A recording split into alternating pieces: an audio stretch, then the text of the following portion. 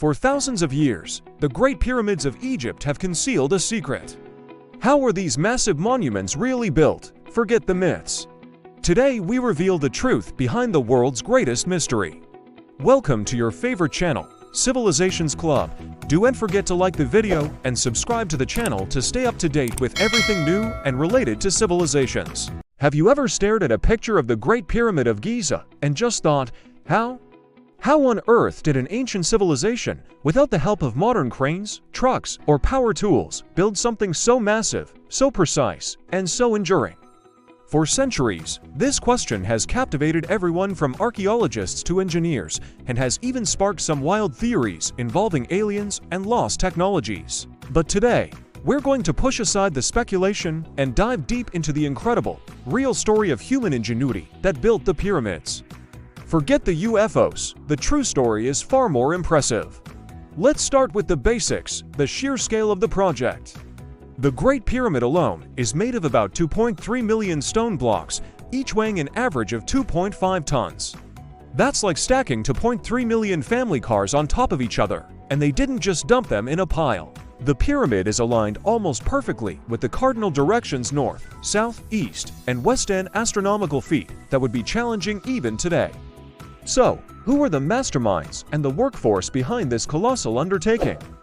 For a long time, the popular image was that of thousands of slaves whipped and driven to their deaths under the hot Egyptian sun. This idea, largely popularized by Hollywood, is actually a myth. Archaeological discoveries, including a workers' village found near the pyramids, have completely changed our understanding.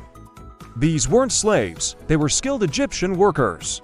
They were organized, well-fed, and respected for their craft. Excavations have revealed bakeries, breweries, and facilities for processing fish, indicating a well-supported community. They even had medical care. Skeletons of workers show evidence of healed broken bones, which means they were treated by doctors. This was a national project, a source of pride, and these workers were the backbone of Egypt. They worked in rotating shifts, likely for a few months at a time, before returning to their villages. It was a form of national service, a way to contribute to the glory of their pharaoh and their civilization. Okay, so we have the workforce. Now, how did they get those massive stones from the quarry to the construction site? The primary material for the pyramids was limestone, which was quarried right there on the Giza Plateau. But the smooth, white casing stones that originally covered the pyramids came from Tura, across the Nile River, and the heavy granite used for the inner chambers, like the King's Chamber, was transported all the way from Aswan, over 500 miles to the south. Getting these multi-ton blocks to Giza was an incredible logistical challenge. The Egyptians were masters of the Nile. They would transport the stones on huge wooden barges during the annual flood season.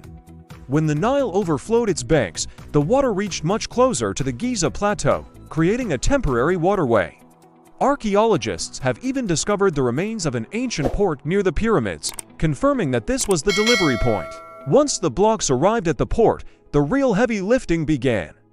How did they move them across the sand to the pyramid? A fascinating painting from an ancient tomb gives us a huge clue.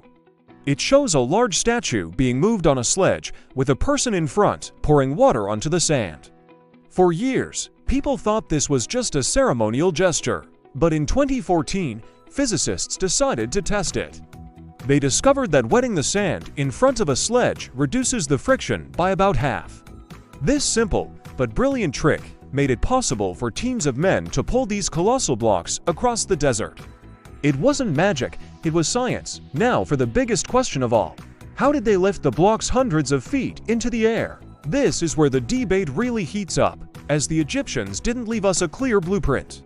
However, the most widely accepted theory involves the use of ramps. But what kind of ramp?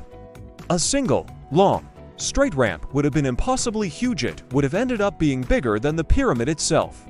So, archaeologists have proposed several other ideas.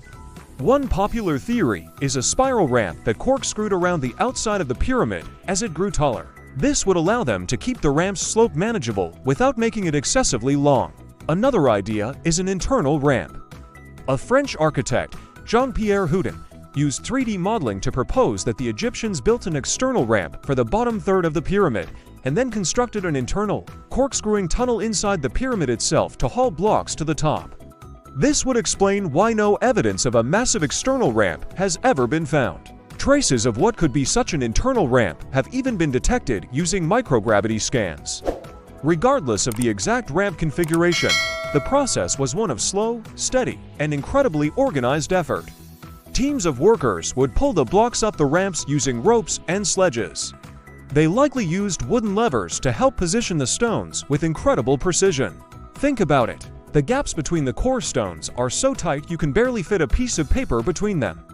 This level of craftsmanship required not just brute force, but also immense skill, planning, and knowledge of geometry and physics. They used simple tools like plumb bobs and square levels to ensure everything was perfectly aligned. The final touch was the pyramidion, a capstone that was placed at the very top. This was often made of a special stone or even covered in electrum, a mixture of gold and silver, so it would have gleamed in the sunlight, a beacon visible for miles. After the main structure was complete, workers would move from top to bottom, polishing the white Tura limestone casing stones to a smooth, dazzling finish. Imagine seeing that for the first time, a giant, gleaming white mountain reflecting the desert sun.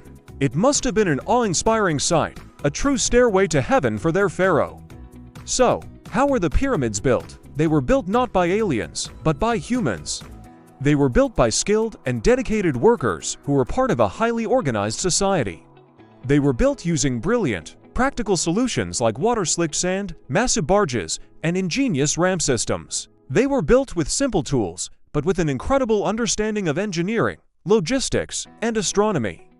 The construction of the pyramids is a testament not to some lost, mysterious power, but to the boundless potential of human cooperation, ingenuity, and sheer determination. The real magic of the pyramids isn't in how they were built, but in the people who built them. Their legacy isn't just carved in stone, it's a story of what we can achieve when we work together. Thanks so much for joining me on this journey back in time. What part of the pyramid construction story impresses you the most? Let me know down in the comments. And if you enjoyed unraveling this ancient mystery, don't forget to like this video and subscribe for more deep dives into history's greatest secrets. See you next time.